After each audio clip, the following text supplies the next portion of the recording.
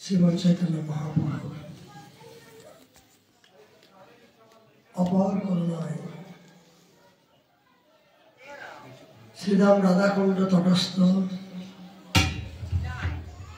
শ্রী শ্রী রাধা মদন মোহনজি চরণ প্রান্তে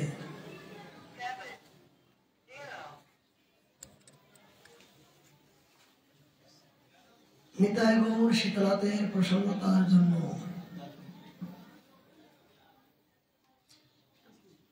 রাধাকুণ্ড নিবাসী মদীয় গুরু মহারাজ শ্রী শ্রী 108 প্রাণ কৃষ্ণদাস বাবাজি মহারাজের আদেশ ক্রমে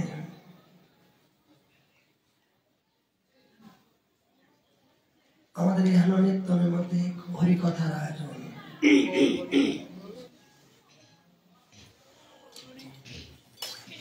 আমাদের নিত্য নৈমিত্তিক যে মহাগ্রন্থ শ্রী কৃষ্ণদাস কবিরাজ বিরচিত চৈতন্য চরিতামৃত,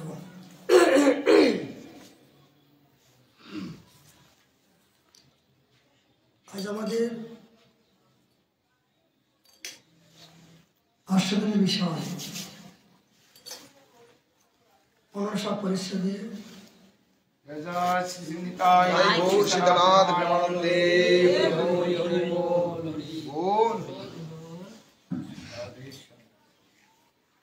দুশো 42 নম্বর পরে থেকে শ্রী কৃষ্ণদাস কবিরাজ গোস্বামী পাদ আমাদের জন্য কি কৃপা করলেন, তারপরে আমরা নিত্য নৈমিত্তিক বৃন্দাবন মহিমার থেকে প্রবনন্দা ষষ্ঠ পদের মুখাগ্রীণ একটি শ্লোক চয়ন করার জন্য আস্বাদন করার জন্য আমরা প্রিয়সী। যেহেতু বৃন্দাবনবাসী যত বৈষ্ণবের গণ, প্রথমে বন্দনা করি সবারই চরণ। জগতে সবাইকে বৈষ্ণব বলা হয়েছেন বটে, নবদ্বীপবাসীকে গৌর ভক্ত, লীলাচরবাসীকে বিবিধ প্রকার সমাধান করেছেন, কিন্তু সর্বত্রে বৃন্দাবনবাসী যত বৈষ্ণবের গণ, প্রথমে বন্দনা করি সবারই চরণ। কেন বললেন? যে বৃন্দাবনে যারা বসবাস করেন তারা নিতান্ত শ্রীমতী রাধারানীর করুণা, রাধারানীর কৃপা ভাজন। তিনি যাহাকে কৃপা করে এই পবিত্র বৃন্দাবনে স্থান দিয়ে থাকেন, তিনি যাকে অন্তরভাবে আপন করেন, তিনি কেবল এই পবিত্র বৃন্দাবনে বসবাস, ভজন, দর্শন, স্পর্শন করার মতো সৌভাগ্যবান হন। যেহেতু এই 84 করোড় বৃন্দাবন, এই 84 করোড় বৃন্দাবন হলেন শ্রী ভগবানের নিজের বাড়ি, শ্রীমতী রাধারানীর জন্মভূমির থেকে ভগবান শ্রীকৃষ্ণের জন্মভূমি এবং তাদের সমস্ত মাধুর্যময়ী লীলার সপ্রকাশ স্বরূপ একমাত্র 84 করোড় বৃন্দাবনের ভিতরে যেন প্রযোজ্য। অন্যত্রে বৈকুণ্ঠে, গোলক, ত্রিজগতে এই যে বৃন্দাবনের যে মাধুর্যময়ী যে প্রীতি ভালোবাসা, যে অপর লীলা, ত্রিভুবনে এই সম্পত্তি নাই। এই ভাবনা, এই চিন্তা চেতনা একমাত্র বৃন্দাবনের জন্য প্রযোজ্য। যেহেতু সেই বৃন্দাবন স্বয়ং ব্রহ্ম পর্যন্ত যে সৃষ্টিকর্তা, তিনি পর্যন্ত বৃক্ষলতা কীর্ণিটি ঢাবার মতন তিনি আশা করছেন না। উদ্ধব মহারাজ পর্যন্ত, সমস্ত দেবতা ঋষিগণ গন্ধর্ব পর্যন্ত এই পবিত্র বৃন্দাবনে বসবাস তো দূরের কথা, স্পর্শ করার মতো তাদের এই জাতীয় কৃপা করেন নাই। তবে কারা করছেন?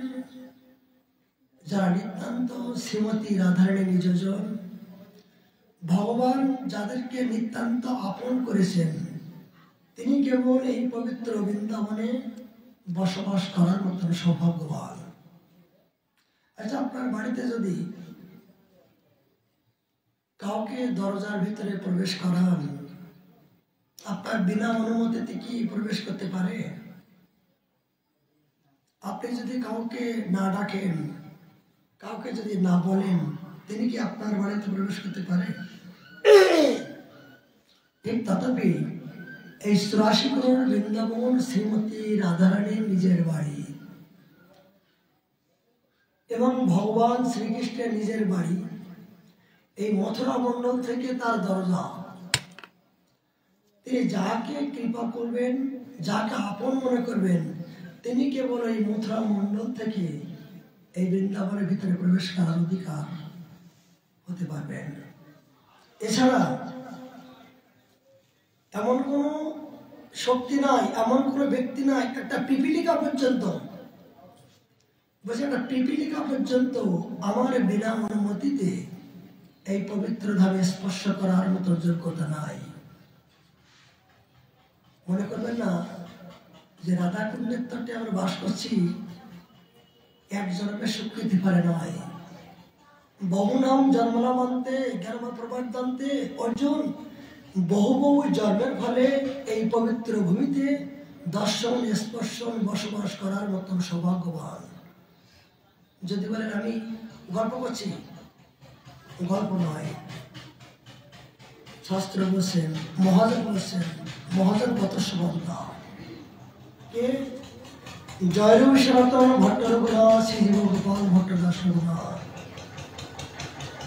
এই 6 কোষের অনুমোদিত ছাড়া জগতের সবই আমাদের অনাচার, মহাজনের বাইরে। এই জন্য সাধু সাবধান। আমরা সবাই ভজন করছি বটে, কিন্তু কোন ভজন করছি, কাকে ভজন করছি, কাকে ভজন করলে আমি অতি তাড়াতাড়ি আমার গন্তব্যস্থানে যাব, এটাও বিচার বিষয়। যদি বলেন কেন, বলে দুর্গা পূজা করছি, কেন ধরম দেই, পুত্র দেই, যশ দেই। ভোলে বাবা পূজা করছি, ইন্দ্র পূজা করছি, ব্রহ্মা পূজা করছি, বলে হেউ পূজা। কিন্তু এই পূজার মধ্য দিয়ে আর কৃষ্ণ পূজার মধ্য দিয়ে তফাৎ কোথায়? তফাৎ একটাই, যে সুকৃতির অর্জনম, সেই কথা বললেন।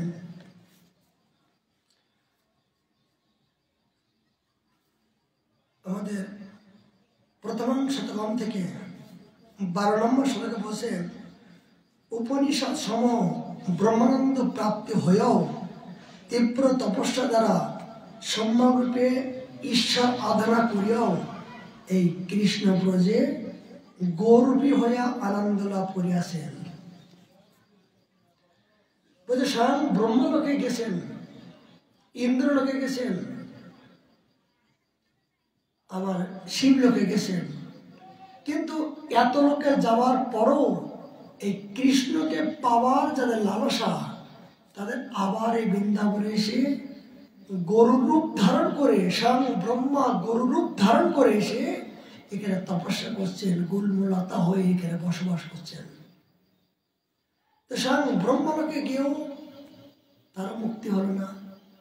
কেন? গোপকুমার, আমাদের গোপকুমারের জীবন দেখুন, তার এমন করে স্থান নাই। ত্রিভুবন পর্যন্ত গেছে, ত্রিভুবন, স্বর্গ, মর্ত, পাতাল, ব্রহ্মলোক, পবনলোক, শিবলোক, সমস্ত পাতাল লোক থেকে আরম্ভ করে এমন করে স্থান নাই, কোথাও যান নাই। কিন্তু এত কিছু স্থানে যাওয়ার পরও তিনি আনন্দ পাচ্ছেন না। কেন পাচ্ছেন না? আনন্দের জায়গা না গেলে কি আনন্দ পাওয়া যায়? যেমন ব্যাসদেব 18টা পুরাণ রচনা করার পরও তিনি আনন্দ পাচ্ছেন না। বলে এত কিছু লিখলাম প্রভু, কিন্তু আনন্দ পাচ্ছে না কেন? নারদ মুনি এসে বললেন, হে মুনিবর, তুমি সবকিছু করেছো, সবকিছু লিখেছো, সব ঠিক আছে, কিন্তু লবণবিহীন যেমন তরকারির মূল্যহীন, ঠিক তোমার সেই জাতীয় লেখারহীন। আর কেন? যে তুমি এখনো শ্রীমদ ভাগবতম, যে রসময় তত্ত্ব, যে ব্রজের মাধুর্যময়ী, যে অপ্রাকৃত আনন্দ তত্ত্ব, এই আস্বাদেরই বস্তু যে রস, এই রসটা তুমি এখনো লিখো নাই। তুমি বেদ, পুরাণ, শাস্ত্র, বিধি, নিয়ম, সংবিধান অনেক কিছু দিয়েছ, কিন্তু অনেক তরকারি রান্না করলাম, লবণ না দিলে সেই তরকারি কি হয়? এগুলো হয় নাকি? সব ঠিক আছে, কিন্তু এখনো পর্যন্ত রসময়, এই রসময় তত্ত্বকে তুমি এখনো অবলম্বন করনি। এই নারদ মুনি যখন বললেন, তখন তার হৃদয়ে স্ফুরিত হল শ্রীমদ ভাগবত। এই ভাগবত লেখার পরে তখন তিনি তৃপ্তি পেলেন। হ্যাঁ, তাই তো। কি ভাগবতে? এই ভাগবতে দশম স্কন্ধ থেকে আরম্ভ করে সমস্ত শ্রী ভগবানের জন্ম বৃত্তান্ত, তার লীলা, গোপীগীত এবং বিরহ দশা, রাসলীলার থেকে আরম্ভ করে ব্রজের নিকুঞ্জ মন্দিরের যে অহেতুক যে প্রেম রসতত্ত্ব, যেগুলো 18টা পুরাণের ভিতরে পাবেন না। পাবেন নাকি? চতুর্বেদে পাবেন। চতুর্বেদ, 14 শাস্ত্র, 18 পুরাণ, বেদ, উপনিষদ, এই ব্রজ প্রেমে রহস্যময় তত্ত্ব, অহেতুক ভক্তি তত্ত্ব পাবেন না। কেন? বলে হ্যাঁ, যেমন গীতায় কি নিগুড় তত্ত্ব, রসময় বস্তু।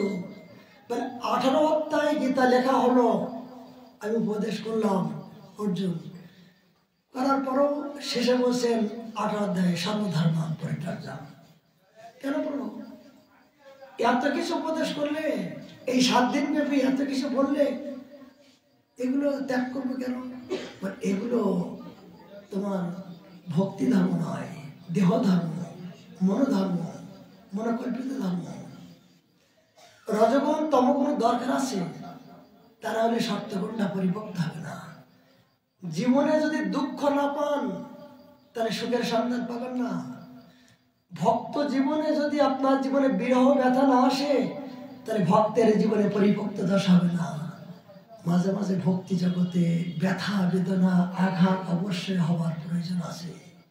তা নাহলে ওই ভক্তি জীবনে আপনার পরিপক্ত দশা হয় না। ঠিক প্রত্যেকের ভিতরে যদি আপনি সারা জীবন সূর্যদেব হতো, তাহলে বিতৃষ্ণা হতো। আলো আছে বলে অন্ধকারের প্রতি আকর্ষণ আছে, তাই তো? অন্ধকার আছে বলে আলোর প্রতি কখন সকাল হবে, কখন সকাল হবে, কখন একাদশী পালনা করবো, 7টা কখন বাজবে, কখন 7টা বাজবে, ক্ষুধা লাগছে। কিন্তু যদি বেলা না হতো, তাহলে কি হাহাকার থাকতো? রাত আছে বলে দিনের প্রতি আকর্ষণ আছে, ভালো আছে বলে খারাপের প্রতি আকর্ষণ আছে, জোয়ার আছে বলে ভাটার প্রতি আকর্ষণ আছে। এরা প্রতিটা জগতে ভালো মন্দ, এ জাতীয় না হলে জীবের দুর্দৈব। আমরা মনে করছি আমার জীবনে এত দুঃখ কেন? এই দুঃখই যে তোমার একমাত্র সুখের কারণ হতে পারে। এই দুঃখ যে এক সময় এমন দিন হতে পারে আপনার সারা জীবনের সুখ আসতে পারে, সেটাকে আপনি চিন্তা করেছেন? বাড়িতে পুতির বৌমা ছেলে আপনাকে যদি গলা ধাক্কা না দিত, যদি গালাগালি না দিত, তাহলে আপনি বৃন্দাবনে আসতে পারতেন না। যদি আপনাকে ভালোবাসা দিত, প্রীতি করতো বেশি করে, তাহলে আপনি বৃন্দাবনে এসে হারা দে বলে চোখে জল ফেলতেন না। কেন? ওই ভালোবাসার প্রতি আপনি আসক্ত হয়ে আপনি ওই নরকের ওই ডুবার ভিতরে আপনি জীবনটা আপনি ফেলে দিতেন। বলে আমার স্ত্রী আমাকে গালাগালি দিয়েছে, ভালো করছে। বলে আমার ছেলে আমাকে গলা ধাক্কা দিয়েছে, ভালো করছে। কেন? ওই গলা ধাক্কাটা আপনার জীবনে আশীর্বাদ। এছাড়া কোনো ভক্ত জীবনে যারা মহান হয়েছেন, বড় হয়েছেন, তাদের জীবনে এরকম আঘাত প্রতিঘাত ব্যথা বেদনা হওয়ার পরে দুঃখ না হলে ভগবানের জন্য চোখ দিয়ে জল আসে না। আঘাত না হলে এই লোহাটা বারবার যখন আগুনে পোড়ানো হবে তখন আপনি যেদিকে দেখাবেন সেদিকে যাবে, তাই তো? কিন্তু আপনি যদি আগুনে না পোড়ান তাহলে যাবে? যদি ওনাকে হাত দিয়ে সম্ভব নাকি? আগুন দিয়ে পোড়ানোর পরে তবে কিন্তু আপনার অনুগত যা বলবেন তাই হবে। ঠিক জগতে এই মনটা যখন এই বিভিন্ন আঘাত ব্যথা বেদনায় জর্জরিত হয়ে যখন আর জগতে আর কোথাও যাওয়ার জায়গা থাকবে না, তখন মনটা আপনার অনুগত যখন হবে তখন মনকে আপনি যা বলবেন তাই শুনবে। বুঝাতে পারলাম কথাগুলো? যে লোহা যেমন অতি শক্ত, যেমন অতি সহজে দমানো যায় না, আগুনের মাধ্যম দিয়ে গরম করে তাকে নিয়ন্ত্রণ করা যায়। আমি যেমন করব, গোল করব, চবড়া করব, তেমন হবে।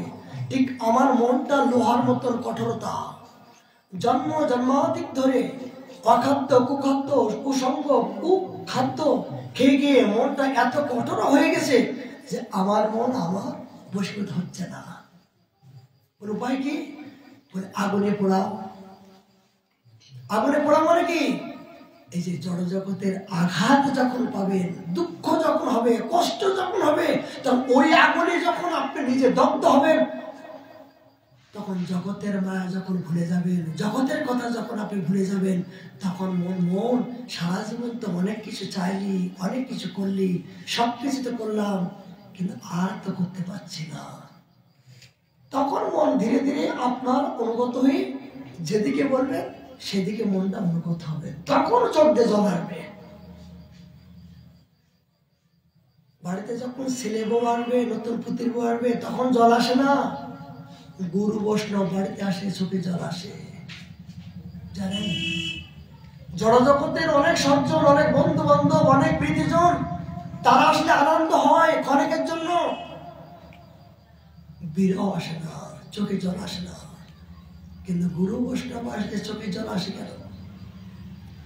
বৈষ্ণব ঠাকুর আমার দয়ার সাগর, আমার এই বন্ধন মুক্ত করার জন্য শ্রী গুরুদেব করুণা করে এই পতিতকে উদ্ধার করার জন্য এসেছেন। হ্যাঁ গুরুদেব, আপনি কত দয়ালু, কত কৃপালু।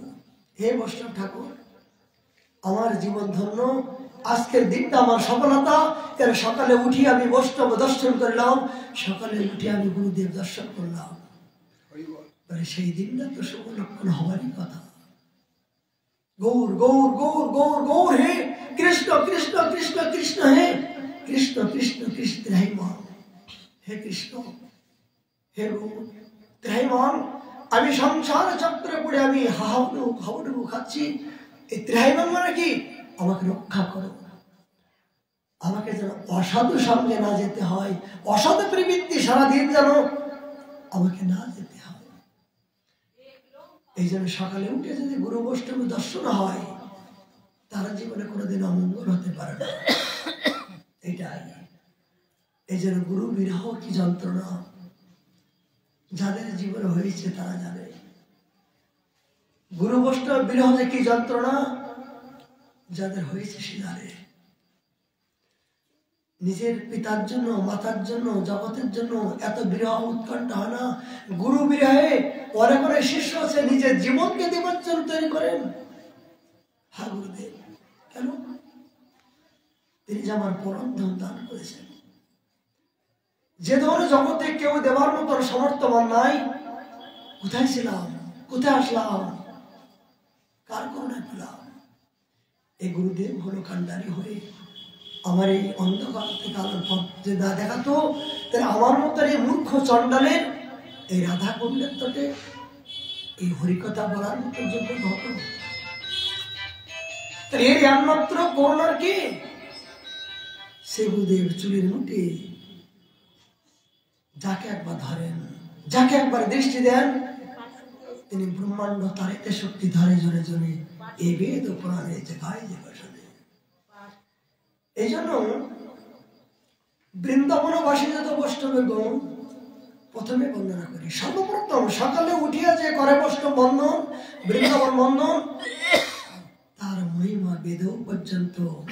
ব্রহ্ম বলছেন যে আমি যে কি দেব তাকে সেটাও আমার ঠিকানা নাই। সকালে উঠে যে সর্বপ্রথম করেন বৈষ্ণব বন্ধন, বৈষ্ণব বলছেন আমার সংবিধান নাই যে আমি তাকে কি দেব, দেবার ক্ষমতা নাই। আমাদের মতো নারকীয় পাষণ্ড আর কি আসবে, বৈষ্ণব হতে পারলাম না, আর সম্মান তো করতে পারলাম না। কেমন করে সম্মান করব? আমার তো নিজের এখনো সম্মান নাই। যার নিজেকে সম্মান না দিতে পারে সে জগৎকে সম্মান দিতে পারে না। যার ভিতরে বৈষ্ণবতা নাই সে অপরকে বৈষ্ণবতা কেমন করে দেখাবে? যার ভিতরে ভালোবাসা নাই, কঠোরতা আছে, সে জগৎকে ভালোবাসা কেমন করে দেবে? যিনি অন্ধকারে নিমজ্জিত আছেন সে আরেকজনকে আলো কেমন করে দেখাবেন?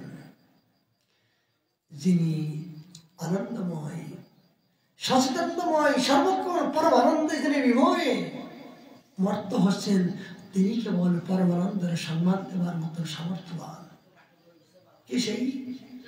যিনি ভজন রূপে এই রসকে আস্বাদন করেছেন, তিনি একমাত্র পরমানন্দময়ী। তার কাছে গেলে অপর আনন্দ পাবেই পাবে, এতে কোনো সন্দেহ নাই। যিনি ভজন রসে এই দেহ মন প্রাণকে আত্মসমর্পিত, আত্মনিবেদন তিনি করতে পেরেছেন, দেহ সুখকে ত্যাগ করে অন্তর্দশাকে যে অনুভব করতে পেরেছেন, তার কাছে গেলে আনন্দ তো পাওয়া যাবেই। কিন্তু জগতে সেই ব্যক্তি বড়দিন লাভ, এই পাষণ্ড হৃদয়ে কোন জন্মে সেই ব্যক্তি পাবো? তবে হ্যাঁ, পেয়েছি, গর্ব করে পেয়েছি। আমাদের সৌভাগ্য যে আমার পরম গুরুদেবের উৎসব চলছে, প্রপাত যদুগোপাল গোসাই পাল। ভজন নাই বা করলাম, ভজন করার সামর্থ্য নাই, কিন্তু একটা গর্ব কি জানেন? একটা গর্ব আনন্দ আছে কি জানেন? যে সঠিক সম্প্রদায়ে পড়ে আসি বাবা, সঠিক রাস্তায় পড়ে আসি। এসছে জগতে আর গর্ব নাই, ভজন নাই বা করলাম, কিন্তু যারা ভজন করেছেন সেই অনুগত পথে পড়ে রইলাম। তাদের যদি একবার দৃষ্টি পড়ে তবে এটা ভরসা আছে যে কোনো না কোনো জন্মে আমি তার চরণ পাবই পাবো। কেন? আমি বড় গর্বিত যে নিতাই সাধের বংশে, নিতাই সাধের গণের সঙ্গে সম্বন্ধ হলো। এক জন্মের পরে সম্বন্ধ হয় না, জন্ম জন্মান্তরে তো যার সম্বন্ধ ছিল তিনি কেবল এই সম্প্রদায় অবলম্বন করে এই সত্য বস্তুর এত বড় সম্প্রদায় আশ্রয় করা সম্ভব হয়। প্রপাত যদুগোপাল গোসাইপাদের জীবনচরিত আপনাদের সামনে উল্লেখ করব, শ্রবণ করবেন।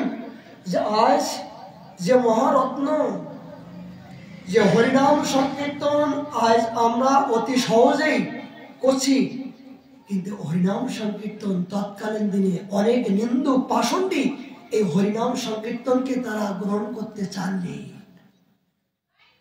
অন্য অন্য কীর্তনকে তারা প্রাধান্য করার চেষ্টা করছিলেন।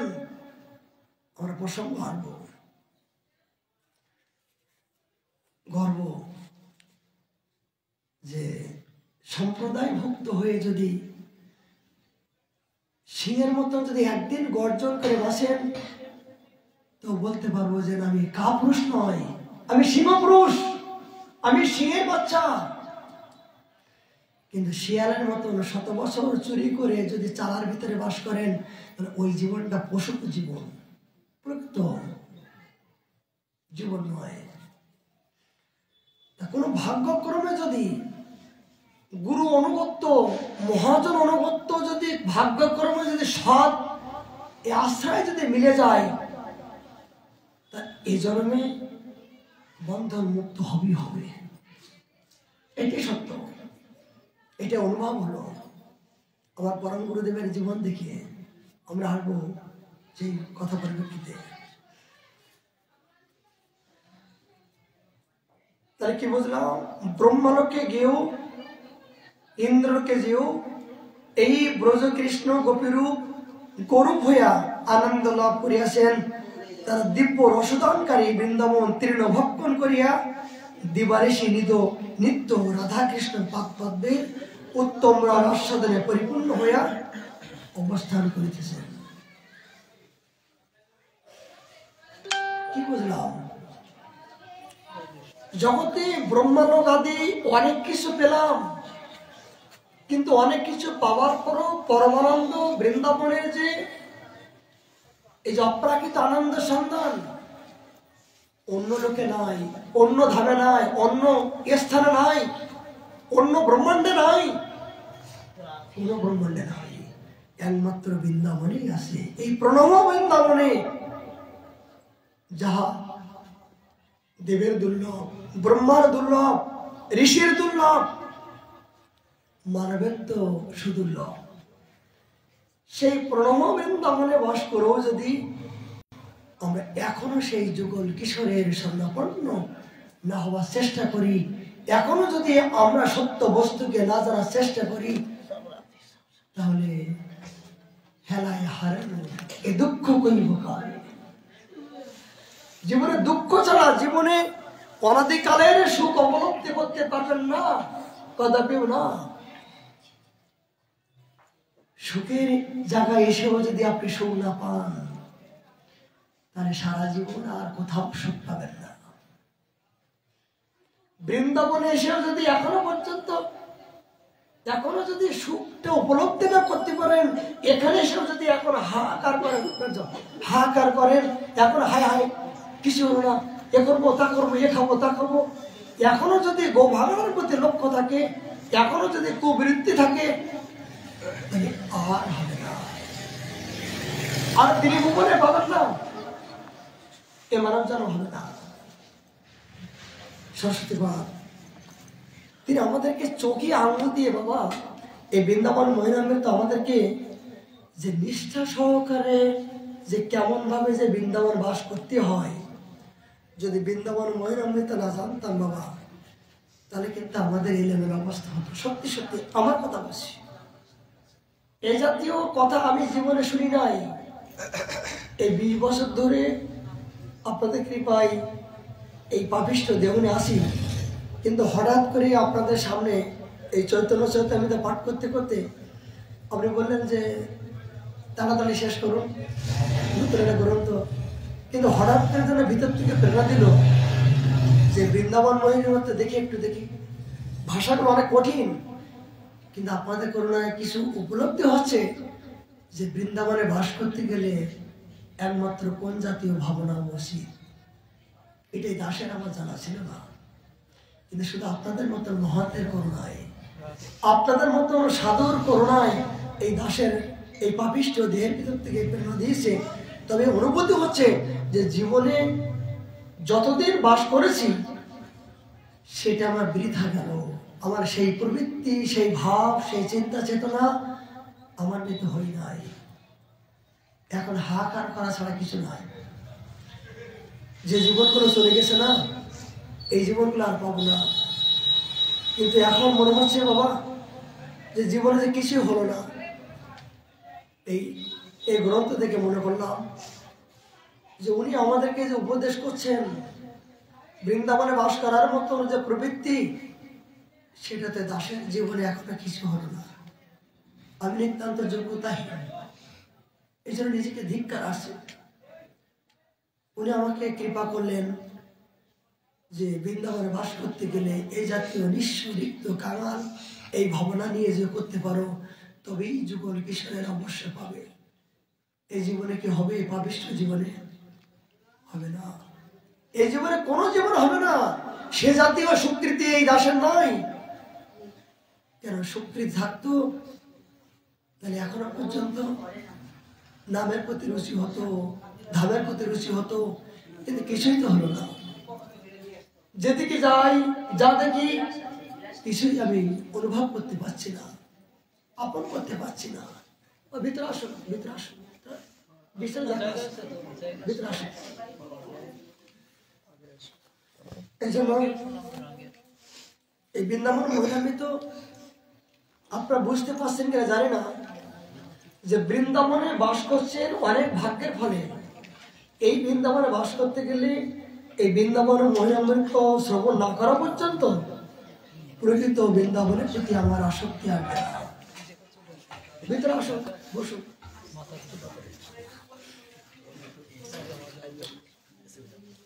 এই জন্য সবার কাছে প্রার্থনা, শুধু গ্রন্থ শ্রবণ করলাম তা নয়, শুধু ভাগবত শ্রবণ করলাম তা নয়। ভাগবত শ্রবণ করলে কি হলো, শ্রবণ করে ভিতরে ঢোকাতে হবে, একটা একটা কথা চিবাতে হবে, চর্বিত চর্বণ করতে হবে, যে পাঠক মহাশয় কি বললো, এই কথাগুলো কি আমি জীবনে কাজে লাগাতে পারছি। জীবনে শুধু শ্রবণ করলে হবে না, যে উনি যে কথাগুলো বললেন এই কথাগুলো আমি জীবনে কতটুকু কাজে লাগাতে পেরেছি, এবং আমি যদি কাজে না লাগাতে পারি আমাকে কাজে লাগানোর চেষ্টা করতে হবে। এইটাই সৎসঙ্গে আপনার বিবেক রূপী কৃপা করেন। যে এই সৎসঙ্গ করার মানে কি, হরিকথা শ্রবণ করার মানে কি, যে আমার জীবনে যে জন্ম জন্ম অজ্ঞানতা আছে, আমি জীবনে যা কিছু জেনেছি সেটা যে প্রকৃত জানা নয়। সাধু যখন কথা বলবেন শাস্ত্রসঙ্গত, তাহলে সেই কথাগুলো যদি আপনার সত্য হয়ে যায়, জীবনে যদি আপনার কোনো কিছু ভুল হয়ে যায়, এখান থেকে সংশোধন হওয়ার মতন ব্যবস্থা আছে। আর যদি এখান থেকে সংশোধন হয়ে যান, তাহলে মনে করবেন আপনার বন্ধন মুক্ত। আর একটা প্রসঙ্গ দেখুন, অন্যান্য জায়গায় বাবার সাথে ইষ্টকৈষ্ট হচ্ছিল রাধা কুণ্ডের তটে, গুরুত্বপূর্ণ বিষয়। অন্যান্য জায়গায় কোনো মহতের কাছে যে প্রশ্ন করতে হয় যে বাবা কেমন করে ভজন করব, কি করণীয়, কি কর্তব্য, প্রশ্ন করতে হয়। কিন্তু বৃন্দাবনে চিন্তামণি ধামের এত বড় মহিমা, যদি আপনার প্রকৃত চিন্তা চেতনা শুদ্ধ থাকে, আপনি মনে মনে যদি কোনো প্রশ্ন আপনার করতে ইচ্ছা হয়, তাহলে সেই সাধু এবং পাঠক মহাশয় আপনার মনের কথাগুলো তিনি ধরে নিতে পারবেন, এবং সেই মনের কথাগুলো ধরে নিয়ে আপনার প্রশ্নের উত্তর আপনি নিজেই পেয়ে যাবেন। সেটার প্রশ্ন করার দরকার নয়। চিন্তামণি ধামে আপনি চিন্তা করে আসেন, আর আপনার চিন্তাগুলো ভগবান চিন্তা করছে, আর ভগবান চিন্তা করে সাধুর ভিতর থেকে কৃপা করে আপনার প্রশ্নের উত্তর এক মুহূর্তের জন্য সমাধান করছেন। এই স্থানের মহিমা। যে জিজ্ঞাসাগুলো করতে ইচ্ছা হয়, প্রশ্নগুলো বাস্তব কথা বলছে, এই জন্য কিছু কিছু কথা প্রসঙ্গ চলে আসছে আমি নিজেই জানি না, যেগুলো আমি অধ্যয়ন করিনি, দেখি নাই। পরবর্তীতে মোবাইলে আমি দেখি বাবা এই প্রসঙ্গগুলো আসলো, এগুলো কেন, এগুলো নিতান্ত কৃপা শক্তি ছাড়া, ভগবানের কৃপা শক্তি, কোনো ভক্তের হৃদয়ের শক্তি, হৃদয়ের অনুরাগের শক্তি, ভক্তের উৎকণ্ঠার শক্তির মাধ্যম দিয়ে ভগবান এই সাধুর মাধ্যম দিয়ে, এই অসাধুর মাধ্যম দিয়ে কৃপা বর্ষণ করছেন। প্রতি উত্তর এই হলো চিন্তামণি ধামের মহিমা, যাহা অন্যত্রে এ জাতীয় সত্য বস্তু, এ জাতীয় চিন্তা চেতনা, এ জাতীয় মনের ইচ্ছা এত তাড়াতাড়ি আপনার অনুগত বা পরিপূর্ণ হবে না।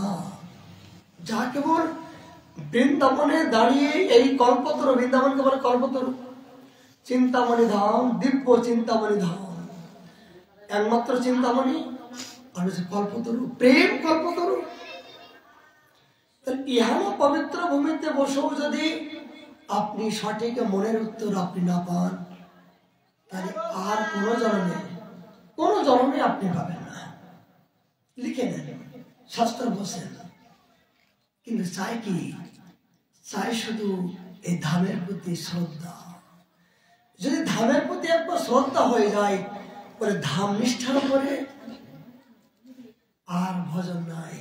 বলে অনেক ভজন আছেন, শ্রবণ কীর্তন বন্ধন পাদন শ্রবণ অর্চনাদি অনেক কিছু আছেন, কিন্তু ধামে বাস করে যত তাড়াতাড়ি আপনার মনের ইচ্ছা পূর্ণ হবে, যত তাড়াতাড়ি আপনার ইষ্ট দেবতার দর্শন হবে, অন্যত্রই আপনার কোটি কল্পতরু ভজন করলেও তা সম্ভব হবে না। কেন? কেন? এখানে সাধন সিদ্ধা, নিত্য সিদ্ধা, কৃপা সিদ্ধা, কৃপা সিদ্ধা, নিত্য সিদ্ধা, সাধন সিদ্ধা, এই জাতীয় সখী মঞ্জুরি স্বরূপা, এই চিন্তন নিয়ে অনেক সাধক বিচরণ করছেন। কতগুলো গুরুত্বপূর্ণ বিষয় শ্রবণ করবেন। মানে ভজনের যে চরম পর্যায়ে সিদ্ধা দশা, এই জাতীয় চিন্তা চেতনা নিয়ে এই গিরিগোবর্ধনের তটে, রাধাকুণ্ডের তটে এই চিন্তা নিয়ে অনেক সাধক বিচরণ করছে। আপনি যদি সেই কুণ্ডের তটে বসে থাকেন, তাদের যে দর্শন করেন, স্পর্শ করেন, তাহলে সেই জাতীয় ভাবনা আপনার ভিতরে আসার সম্ভব আছে, হবেই। কিন্তু অন্য জায়গায় দেখুন, প্রজের বাইরে এই জাতীয় চিন্তা চেতনাকে সাধক আসে, 1000 জনের ভিতরে একজন সাধু পাওয়া যায় না। একটা গ্রামে একজন নিরামিষভোজী সাধু বড় দুর্লভ, একটা গ্রামের ভিতরে একজন প্রসাদভোজী সাধু দুর্লভ। আর যদিও প্রসাদ পেল, তবু দেখা যায় স্বামী খায় আমিষ আর স্ত্রী খায় निरामिष। लाली बहुत दिन बाद में आ गया तो प्रसाद पाके जाओ। बिल्कुल आप यही कह पा रहे हैं, ऐसी कोई बात नहीं है। लाली अजी ठीक है, भाषा तो समझता नहीं। हाँ थोड़ा सा लैंग्वेज प्रॉब्लम तो तुम्हारा कोंडी है गला में? लाली कोंडी है तभी हाँ ध्यान रखिए, हरिनाम करो। এই জাতীয় বলার উদ্দেশ্য একটাই যে এই রাধাকুণ্ডের তটে বসে থাকবেন শুধু। এখানে বসে থাকলে যারা রাস্তায় বৃদ্ধ মায়েরা যারা হাত পেতে রাধারাধে বলছেন, তারা হলো রাজরাজেশ্বর। বলে ব্রজের বাইরে যারা রাজা রাজধীশ, তাদের পর্যন্ত এই পবিত্র স্থানে স্পর্শ করার যোগ্যতা নাই। কেন? তারা তো সারা জীবন বিষয় বাসনা নিয়ে, চিন্তা চেতনা, রাজভবন নিয়ে সকাল থেকে সন্ধ্যা পর্যন্ত বিচরণ করছেন। তাদের মুখে রাধা রাধা বসে নাকি? যারা রাজা, অর্থ সম্পত্তি, বিষয় সম্পত্তি নিয়ে আসেন, তারা কি সারা জীবনে কি সারাদিন কি একবার রাধে বসে, একবার কৃষ্ণ বসে, হরে কৃষ্ণ বসে? সময় নাই, সময় আছে। কিন্তু আজকে ঝাঁটার বাড়ি খেয়েছে বলে, রাস্তার পাশে বলে বসে হাত পেতে রাধে রাধে বলছে। বাড়িতে আঘাত পেয়েছে বলে, ছেলে পুতির বৌমার আঘাত গলা ধাক্কা পেয়েছে বলে রাধাকুণ্ডের তটে এসে রাস্তায় বসে রাধে রাধে রাধে রাধে বসে। এই আঘাত না পেলে রাধা নামটা মুখে আসতো না। তাহলে বলুন তো, রাজা রাজধীশ তারাও সারা জীবনে একবার রাধা নাম বসে না, আর একজন ভিক্ষা করে রাস্তায় বসে, যিনি ভিক্ষা বৃত্তি করছেন পেটের জন্য, তিনি একবার না হাজার হাজার বার, শত সহস্র বার সকাল থেকে সন্ধ্যা পর্যন্ত একটা রাধা নামের বিনিময়ে কি 1 টাকা হতে পারে? বলুন তো, 1 টাকা দিচ্ছে, একবার রাধা নাম বললে কি 1 টাকা হতে পারে? তাহলে কি হলো? তাহলে কত লাভ হচ্ছে তার। বলে শতবার কৃষ্ণ নাম করলে যে ফল হয়, একবার রাধা নাম করলে সে ফল হয়। শতবার কৃষ্ণ নাম করলে যে ফল হয়, একবার রাধা নাম করলে সেই ফল। তাই যদি হয়, তাহলে আজকে আঘাত পাবার পরও তার জীবনে লাভ হলো কি লোকসান হলো, বিচার করুন তো। এই জন্য মনে করবেন না, জগতে যদি আপনাকে কেউ দুঃখ দেয়, আর সেই দুঃখ পেয়ে যদি বৃন্দাবন বাস হয়, তাহলে তাকে প্রণাম করুন। সে আমার শত্রু নয়, সে আমার বন্ধু। তিনি যদি আমাকে আঘাত না করতো, তিনি যদি আমাকে এই গালি না দিত, তাহলে আমি রাস্তায় বসে রাধে রাধে বলতে পারতাম না। এগুলো কখন আসে? যখন এই পবিত্র ধামে বসে যখন পরম আনন্দ সন্ধান পাবে, তখন অবশ্যই তিনি বুঝতে পারবেন অনেকে ভাগ্যের পারে লইছিলে মৃদুপুরে, কৃপাড়ে গলায় বান্ধিয়া।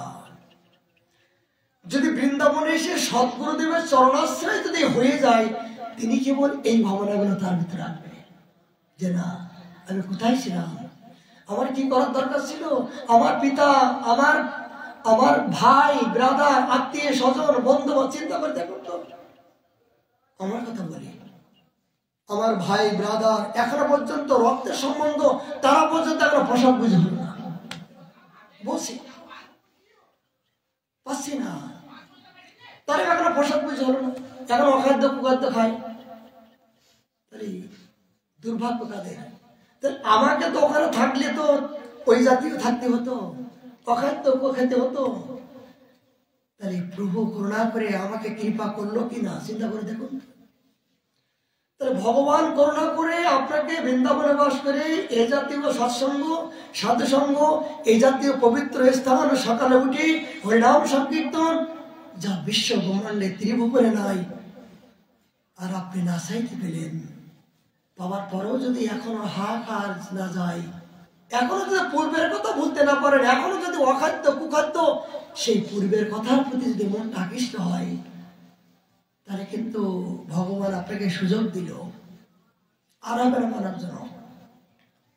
এই জীবনে আপনার শেষ। এই বৃন্দাবনে বাস করার পরে যদি আপনি এই জীবনে যদি সৎ প্রবৃত্তি না হয়, তাহলে মনুষ্য জন্ম কিন্তু এই পর্যন্ত আপনার শেষ, আর হবে না। মানে কি পাইয়া মনুষ্য জন্ম বিফলে গেল।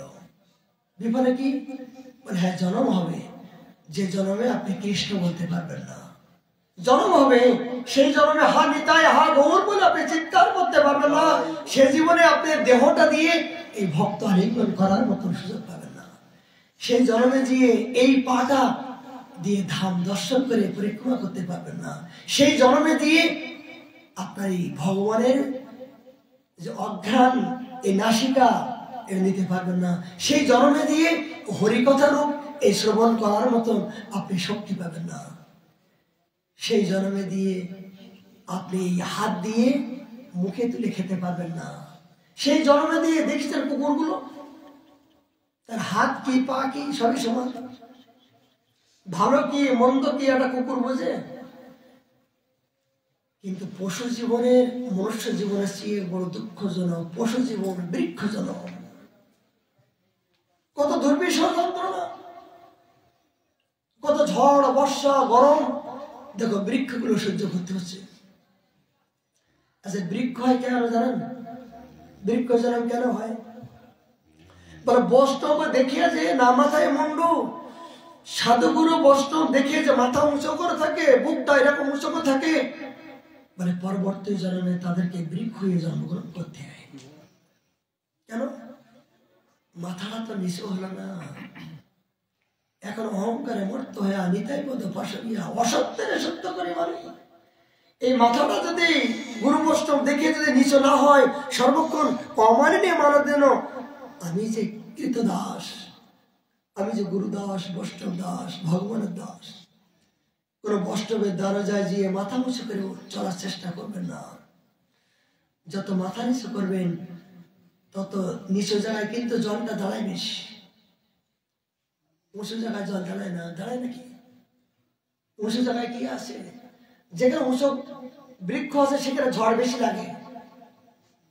অনেক প্রবল ঝড় আসলো, বলে কোথায় লাগে?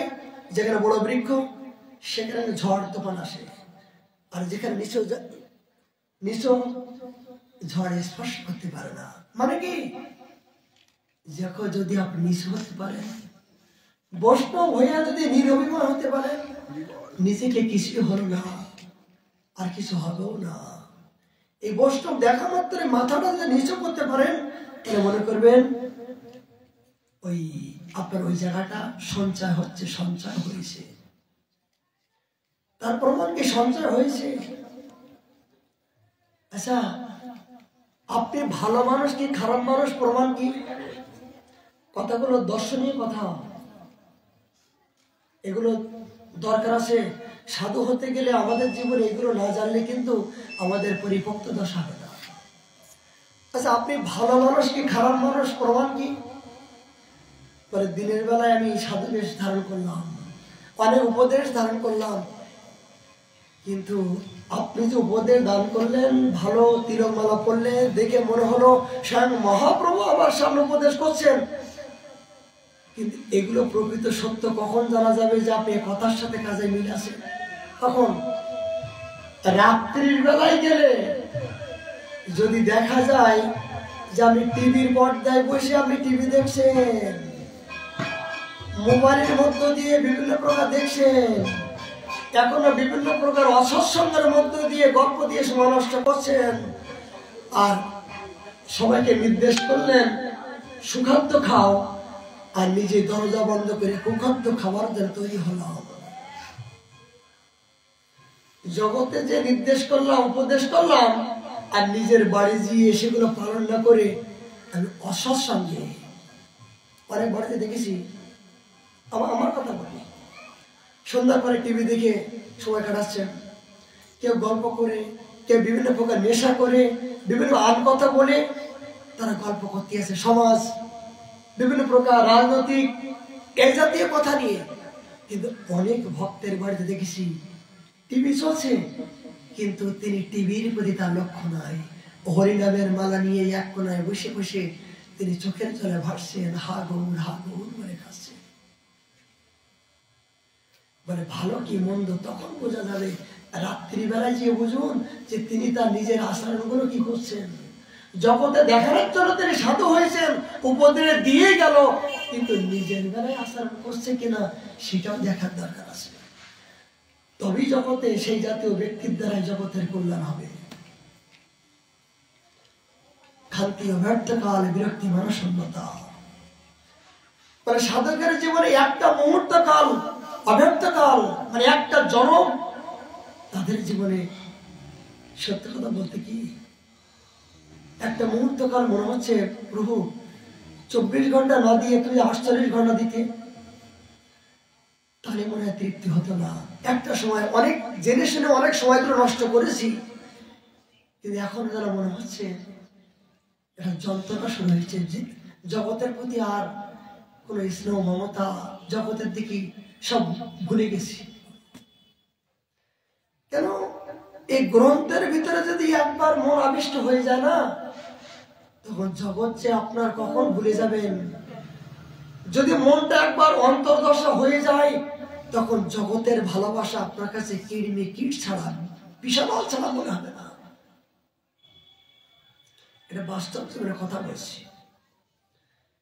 কিন্তু কেন হচ্ছে না অন্তর্দশা?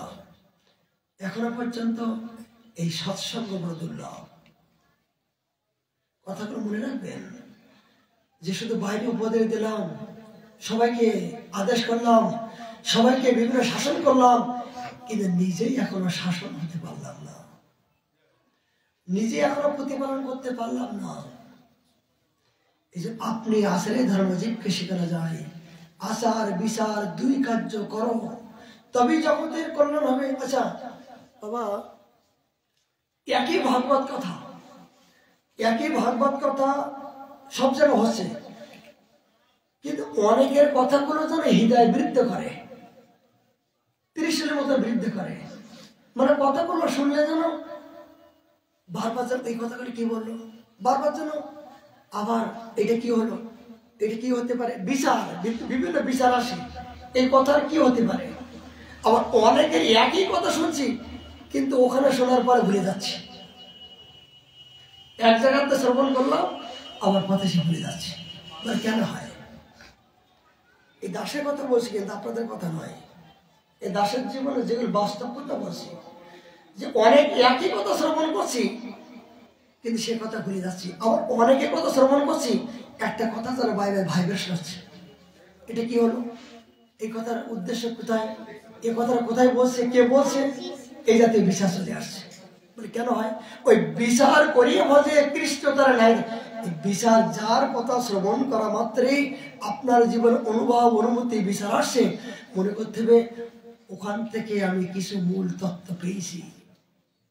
কি তিনি নিজে আচরণ করেন কিছুটা, এই জন্য তার কথার ভিতরে আমি কিছু অনুভব অনুভূতি পাচ্ছি। আচরণশীল ব্যক্তির মুখ দিয়ে যখন আপনি শ্রবণ করবেন, তখন তার জীবনে পরিবর্তন হবেই হবে, এটা সত্য, লিখে নেন। কিন্তু আচরণবিহীন যদি আপনি কোনো সৎসঙ্গ এই জাতীয় হরিকথা শ্রবণ করেন, হ্যাঁ ক্ষণিকের জন্য আনন্দ পাবেন বটে, কিন্তু ক্ষণস্থায়ী। সেটা আপনার জীবনে পরিবর্তন হবে কি সন্দেহ আছে? এটা আমার বাস্তব জীবনের কথা বলছি, এটা আমি পেয়েছি সেটাই বললাম, আপনাদের কি তা জানি না, এটা আমার বাস্তব জীবনের কথা বলছি। এই জন্য কোন অনুভবী ব্যক্তির, কোন ভজনন্দী ব্যক্তির, যখন নিষ্কপট ব্যক্তির, যখন সরলতা ব্যক্তির সঙ্গ করবেন, এই সঙ্গর গুণে কিন্তু আপনার ভিতরে সেই রঙ্গ প্রবেশ করবে। যে যতমান প্রবর্তন্তে, আপনি যে জাতীয় ব্যক্তির সঙ্গ করবেন, যে জাতীয় ব্যক্তির সঙ্গের প্রতি আপনার শ্রদ্ধা হবে, ওই শ্রদ্ধাই হলো আপনার একমাত্র ভক্তি জগতের ওই উদ্যোগামী হওয়ার লক্ষণ। যতক্ষণ পর্যন্ত সেই পাঠকের বা সেই সাধুর বা গুরুদেবের প্রতি আপনি ঐকান্তিক শ্রদ্ধা পরিপূর্ণ না হচ্ছে, ততক্ষণ পর্যন্ত আপনি তার নিকট থেকে কিছু পাওয়ার আশা করবেন না, পাবেন না।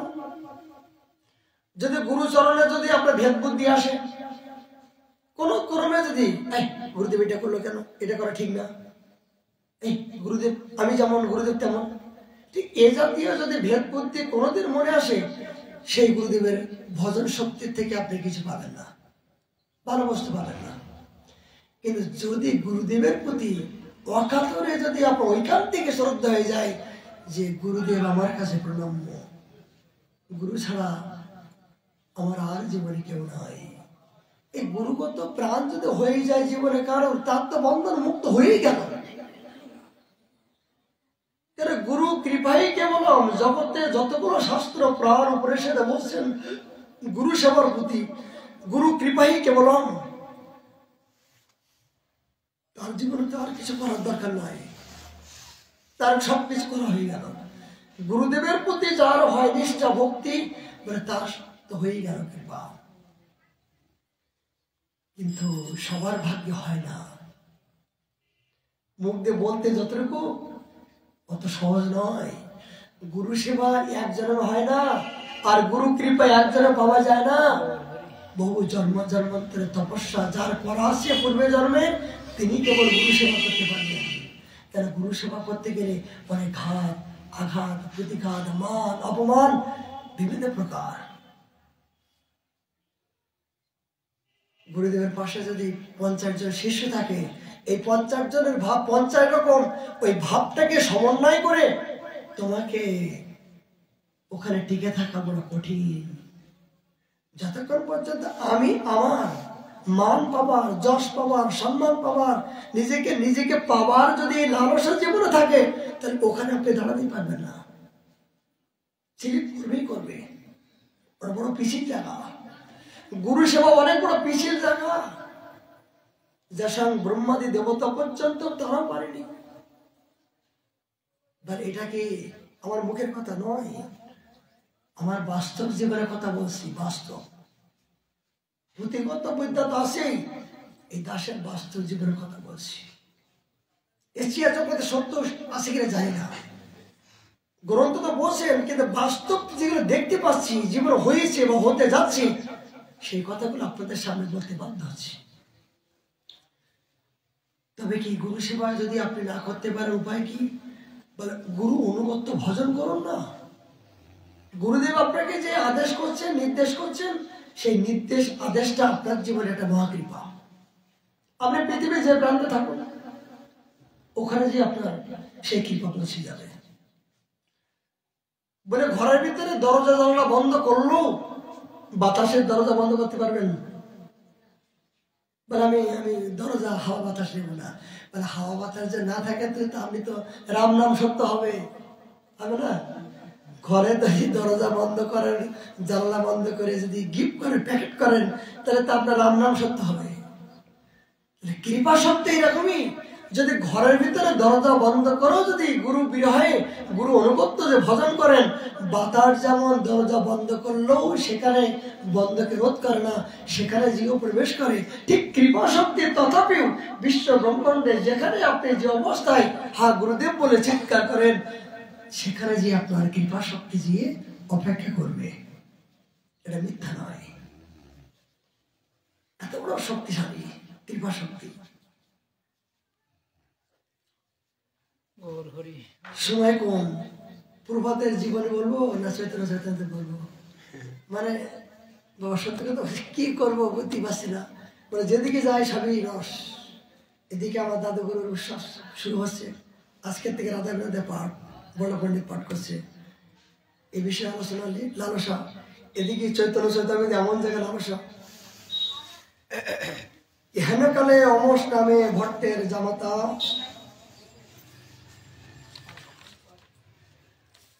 গতকাল আমরা যে পূজা আস্বাদন করছিলাম, সেই রাত্রে অমস কাহা পলায় গেলা, প্রাতকালে তারে বিশুদ্ধি ব্যাধি হইলা। দেখেন বৈষ্ণব অপরাধ, ভগবানের চরণে সাক্ষাৎ অপরাধ করার ফলে তার কি অবস্থা হলো। এমন তিনি যে অপরাধ করেছেন, নিজেকে আগুনে দগ্ধ হয়ে অনুতপ্ত হয়ে বেদী হয়েছে। আচ্ছা, এই জড়জগতে বিভিন্ন মানুষের বেদী হবার কারণ কি? এই অল্প বয়সে সুগার হচ্ছে, ডায়াবেটিস হচ্ছে, তারপরে হাই প্রেশার হবার কারণ কি? কারণ কি? এই যে অল্প বয়সে একাধিক করে বেদী হবার কারণ কি? কারণ একমাত্র হলো দুশ্চিন্তা। এই দুশ্চিন্তার জন্য, মানসিক চিন্তার জন্য এই বেদীগুলো আপনাকে আক্রমণ করছে। তৎকালীন দিনে আমার ঠাকুরদা, আমার পিতামহ যাদের দেখেছি, তারা 100 বছর বয়সে পর্যন্ত তাদের চুল পাকিনি মাথায়, তারা চলাফেরা করছে। তারা এত ডাক্তারের ওষুধ খায়নি, তাদের যেমন তেমন কোনো কিছু হলে গাছের পাতা ডলে ডলে তার রোগ ভালো হয়েছে। কবিরাজি নিজেরাই এইটা পাতা, এইটা ফল, এইটা করে তার ভালো হয়েছে। কিন্তু আমরা এত কিছু বিজ্ঞান, এত কিছু আবিষ্কার, এত কিছু ভালো মন্দ জেনেছি, কিন্তু আমাদের জীবনে পরমায় এত কম হচ্ছে কেন? আর আমাদের দুশ্চিন্তা হওয়ার কারণ কি? আবার কারণ হলো যত দিন যাচ্ছে তত আমরা মানসিক ব্যাধিগ্রস্ত হতে চলেছি। এই মানসিক ব্যাধিগ্রস্ত হওয়ার কারণ কি? মূল সূত্র কি? মানসিক ব্যাধি হওয়ার কারণ কি? এই গ্রামের মানুষের তৎকালীন দিনে একটা শ্রদ্ধা ছিল, একটা বিশ্বাস ছিল। যখন কোনো গ্রামে যখন সাধু আসতো, তখন ভগবানের জ্ঞান মনে করতো, বাবারে সাধু আসছে, গেলে কি অপরাধ হবে ঠিক নাই, কোথায় বসে দেবো, কোথায় কি করবো। এমনকি ব্রাহ্মণ মাছ মাংস খেত বটে, কিন্তু ব্রাহ্মণ বাড়িতে আসলেও একটা শ্রদ্ধা ছিল। এই ব্রাহ্মণ ঠাকুর, হে ব্রাহ্মণ ঠাকুর, আপনি বাড়িতে এসেছেন, তাকে চরণ ধোয়ানো, তাদের চরণ ধুয়ে জল খাওয়া, তাদের চরণে ফুল দেওয়া, চন্দন দেওয়া, এই জাতীয় কিন্তু আমরা দেখেছি ছোটবেলায়। আমার পিতা, ঠাকুর দাদা, আমার মাতৃমণ্ডলী, তারা ব্রাহ্মণ গুরু বৈষ্ণব আসলে তারা পা ধোয়াই দিত, চরণ ধোয়াই দিত, ফুল দিত, আপ্যায়ন করতো, কত কিছু। তারা গ্রামের মানুষ হলো, ভালো লেখাপড়া জানতো না, সরলতা। কিন্তু এই সাধুর প্রতি যারা মহান আছেন, এই মহান শব্দটা শুনে তাদের একটা দন্যতা নিচু হতো। কিন্তু কালক্রমে কিন্তু সেই ভাবনাগুলো আমাদের পতন হতে চলেছে। আমাদের পতনের কারণ কি? এটা সূত্র। আমাদের পতনের কারণ কি? যে আমরা পূর্বের জিনিসগুলো আমরা ভুলতে চলেছি, নতুন কিছু গ্রহণ করছি, জগতের অনেক উন্নত হচ্ছি, কিন্তু মনের উন্নত হতে পারছি না। আমি আমার ভবভেদে থেকে উন্নত করতে পারছি না, আমি আমার মনকে উন্নত করতে পারছি না। কেন? সেই সরলতাই তো নাই। আমার ভিতরে শ্রদ্ধা বা সরলতা পূর্বের যে যেমন ছিল, এখন যদি আমরা বলি যে ছোট বাচ্চাদের ঠাকুর মাতা কোলে করে নিয়ে আয় আয় চাঁদ মামা টিপ কপালে দেয়, আয় আয় চাঁদ মামা টিপ কপালে দেয়, যখন কান্নাকাটি করতো বাচ্চারা, তখন আয় আয় চাঁদ মামা আয় টিপ দিয়ে যা, বিভিন্ন প্রকার আমরা স্লোগান গাইতাম, আমার ঠাকুরমা শুনেছে। কিন্তু এখন যদি কান্নাকাটা করে কি করি? এই মোবাইল দেখা, এই মোবাইলে এই ফেসবুকে দেখা, ফেসবুক কি বিভিন্ন প্রকার কুসংস্কার, কুচিন্তা, সত্য কথা কি বলো? এখন ছেলেমেলে কান্নাকাটা করলে কি হচ্ছে? মোবাইল হাতে দিচ্ছি, অবাক হয়ে যায় সমাজের আমরা অধঃপতন। ছোট বাচ্চাদের ছোটবেলার থেকে বলে মোবাইল না দিলে ভাত খাবে না, মোবাইল দেখতে দেখতে তাদের কম্পন হয়ে গেল, বলে মোবাইল না যে থাকতেই পারবে না। এই গেম বিভিন্ন প্রকার অদৃশ্য কুদৃশ্য দেখতে দেখতে তাদের চোখ অকালে নষ্ট হচ্ছে, বুদ্ধি নষ্ট হচ্ছে, তাদের চিন্তা চেতনা ভ্রষ্ট হচ্ছে, তাদের একমাত্র ধর্মীয় চিন্তা চেতনা সবকিছু পতন হবার কারণ হলো আমাদের একমাত্র কুবাসনা, কুচিন্তা। তাহলে বলুন তো, জগতে আমরা অনেক উন্নত হয়েছি, কিন্তু প্রকৃত উন্নত কি হতে পেরেছি? আগের জন্মে মানুষের যে সরলতা, যে স্নেহ মমতা, আজ সন্ধ্যেবেলা দেখেছি উলুধ্বনি শঙ্কধ্বনি, সকালবেলা একটা গরুর গোবর দিয়ে লেপন, এগুলো আমাদের কি সতী সাধ্যব রমণীর, সতী সাধ্যবের মাথায় ঘোমটা, যখন নতুন বউ আসতো তখন মাথায় ঘোমটা দেখতাম, এগুলো দেখেছি। যেগুলো সন্ধ্যাবেলা ঠাকুমারা তুলসী তলায় প্রদীপ, এই বৌমা সন্ধ্যাবেলা প্রদীপ না দিলে বাড়িতে অলক্ষী আসবে, এই সন্ধ্যাবেলা আরতি না করলে লোক অলক্ষী আসবে। কিন্তু এখনো সন্ধ্যা হতে গেল, টিভির পর্দায় সিরিয়ালটা এখনো শেষ হয়নি, এটা শেষ না হলে সন্ধ্যা দেব না। বলুন কি হচ্ছে কিনা? তুলসী তলা তো দূরের কথা, আর গোবর লেপন, গোবর মাগলি সাবান দিয়ে আমাকে আবার এ করতে হবে, শুদ্ধ হতে হবে। গোবর হাত দেবো আমি গোবর হাত দেবো। আর আগে গোবরের ঘুঁটে দিয়ে রন্ধন, গোবরের ঘুঁটে দিয়ে মাটির চুলোর মধ্য দিয়ে গোবরের ঘুঁটে দিয়ে, সেগুলো আস্বাদের আলাদা। গোবরের ঘুঁটো অথবা কাঠ দিয়ে জ্বালানি, মাটির পাত্রে রন্ধন, মাটির পাত্রে অন্ন, মাটির পাত্রে সবজি, এই কথা বলছি যেগুলো পেয়েছি। মাটির পাত্রে রন্ধন, মাটির পাত্রে আসা, কিছুই দিত না, কোনো মশলা দিত না, সামান্য সিদ্ধ করতো, তখন মনে হতো অমৃত। কিন্তু এত কিছু এখন রান্না করছি, এত কিছু মশলা, মানে তরকারির চেয়ে মশলা বেশি দিচ্ছি।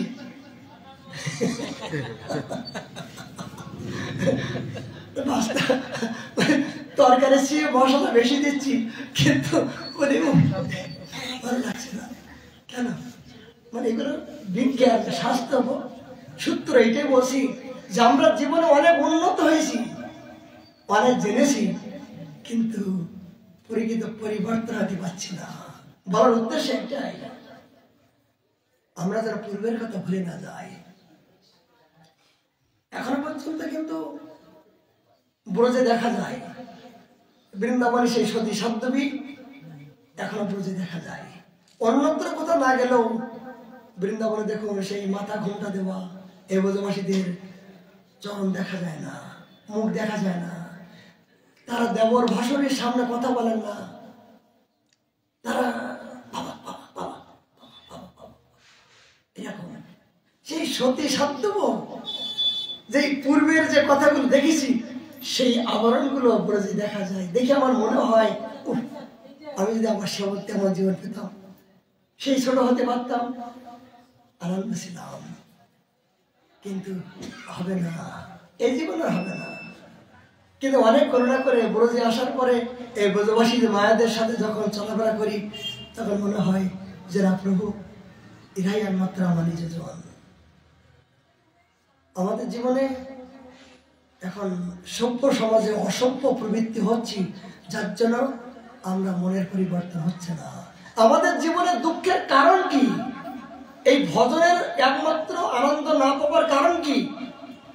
আমরা কোনো সভ্যতা হতে পারলাম না, আমরা কোনো ভালোবাসা সভ্যতা হতে পারলাম না। আমরা জড়জগতে সভ্যতা হয়েছি, কিন্তু পারমার্থিক জগতের অসভ্যতা। পারমার্থিক যে অসভ্যতা কেমন? যেমন আমার গুরু মহারাজ, যদি বলেন গল্প করছে, নয়, বাস্তব যে গুরু মহারাজ বাড়িতে বসে আছেন। তা আমি বাথরুমে গেছি, তা বাথরুমে যখন আসছি উনি আমাদের তাকাচ্ছেন। দেখুন গুরুদেব শিক্ষা কেমন দেন, কেন প্রস্রাব করার পরে পায়ে জল নিচ্ছি কিনা, প্রস্রাব করার পরে জল নিচ্ছি কিনা উনি আমার দিকে খেয়াল করছেন।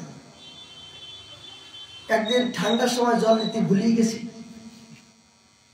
আর ওনার সামনে এসে গেছি, শোন তুই যেন আমার খেতে দিবি না, তোরা তো আমি খাবো না। কেন বাবা? তোরা খাবো না, তোর বাড়িতে আসবো না। গুরু সেবা অত সহজ। তোর বাড়িতে আসবো না কালকের থেকে বলে দিলাম, আর তোর আজকে তো তোর হাতের খাবো না। কেন তো কোনো কথা নাই, কেন খাবে না, কি বৃত্তান্ত, এত বড় দণ্ড? বলে উঠে যাচ্ছেন, হঠাৎ করে কীর্তন করছেন, উঠে যাচ্ছেন। বলে কারণ কি? বাবা বাবা অপরাধ না বলতে কি হবে? বলে তুই প্রস্রাব করতে গেলে পায়ে জল নিয়েছিস, ওই পা অবস্থায় যখন আমাকে খেতে দিবি তাহলে অসভ্য অবস্থা হবে না? অসভ্য কিনা বল? তুই সভ্য হয়েছিস বল, তুই সভ্য হয়েছিস? তুই তো এখন অসভ্য, তুই অসভ্যর হাতে স্পর্শ করলে আমি তো অসভ্য হয়ে যাবো। সত্য করে বলুন, সত্য কথা না। গুরুদেব এইভাবে কান ধরে উনি বসে আছেন, ভক্তরা প্রসাদ পেয়েছেন, এবার মুছতেছি কাপড় দিয়ে। এই মশার পরে উনি খেয়াল করছেন যে মশার পরে কেমন করে একবার মুছতেছি হচ্ছে না, ওই কাপড়টা দুবার করে মুছতে হবে। একবার মশার পরে সেটা পরিষ্কার হয় না, এক কাপড় দিয়ে একবার মুছলাম, ওই কাপড়টা আবার উল্টায় দিয়ে দুবার মশার পরে ওই জায়গাটা পরিষ্কার হয়। এই শোন, তোর এখনো সদাচার হলো না, এখনো পর্যন্ত তোর আচার বিষয় জানতে পারলি না, কবে শিখবি? এ জন্ম হবে না তোর, এ জীবনে হবে না, এ জন্ম হবে না। এখন বসে আছেন, ঠাকুর ঘর থেকে প্রসাদ নিয়ে আসলাম, আমানি প্রসাদই এক জায়গায় রাখলাম, মানে এতে হাত দিয়ে ওতে হাত দিচ্ছি, ওতে হাত দিয়ে ওতে হাত দিচ্ছি। উনি দেখছেন খালি, দেখার পরে সমস্ত ভক্তদের প্রসাদ পাওয়ার পরে তুই মানুষ হবি? কবে মানুষ হবি বল? তোর মানুষ সত্যি পাবো না। কোনটা আমানি কোনটা প্রসাদে তুই কি করলি তুই বলতো? আচ্ছা বলুন তো, এই জগতে কথা যদি এখন ছেলেকে বলেন তো, এখন শিষ্যদের বলেন, 10 জনের সামনে যদি আপনার অপমানিত কথা যে বলেন শিক্ষার বিষয়ে, এইরকম গুরুদেব আমার দরকার নাই, এইরকম গুরুদেব আমার দরকার নেই, বাপরে বাপ এত আশার এত বিচার আমার দরকার নেই, খাইব সইব আর খেলিব, অত সহজ নয়। সাধন বিনা সত্য বস্তু কমনা মেলে। এখনো পর্যন্ত থাপড় খেতে হয়, এখনো পর্যন্ত গালাগালি খেতে হয়, এখনো পর্যন্ত এই 20টা বছর পর্যন্ত ঝাড়ু দাঁড়িয়ে রইলাম, তবু এখনো কত ভুল হচ্ছে প্রতি মুহূর্তের জন্য, শেষ না। কিন্তু এগুলো যদি এখন কোনো শিষ্যদের বলি এটা করো, সে আসবে না দ্বিতীয় দিন, মানে মন্দিরে যাবো না, গুরুদেবের মুখ দেখবো না, এমনকি গুরুদেবের ত্যায্য পুত্রও করতে রাজি। গুরুদেব যখন শাসন করবে তার সম্মানে যদি আঘাত করেন, বলে গুরুদেব ত্যাগ করলাম আমি, যা, এরকম গুরুদেবের আমার দরকার নাই। যে গুরুদেব ভালো, খাও দাও ফুর্তি করো সবকিছু করো, এই গুরুদেব সবসময় আমার ভালো। অত সহজ নয়। বৈষ্ণব হইতে হইল বড় সার, ত্রিনাথ মিশনকে পড়ে গেলাম মা। রাধাকুণ্ডের ভজনটা অত সহজ নয়। রাধাকুণ্ড কোটি কল্পতর সাধন করার পরে এই ভজনটা জানা যায়। জগতে যা জেনেছি, যা দীক্ষা নিয়েছি, যা শিক্ষা নিয়েছি, আবার নতুন করে মুছতে হবে, তবে রাধাকুণ্ডের ভজন আপনার মনোবৃত্তি হবে।